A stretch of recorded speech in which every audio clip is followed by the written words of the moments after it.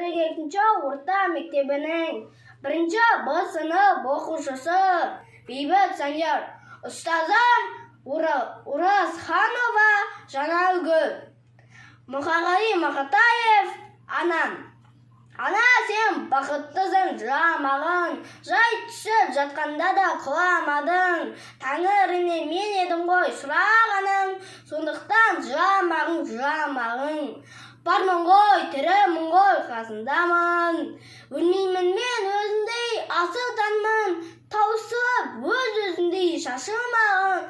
Байырға берекенді қашырмағың. Мен сенің қанақпын ғой көз жасыңа. Өзің кепіп тот басып тоз басыма. 2 жыл жазсаң саған бірін арнап. Ана деп жаздым ылғи сөз басына. Тәңірім кеше көрсін кесірімді. Аспанға жазсаң сенің есіміңді.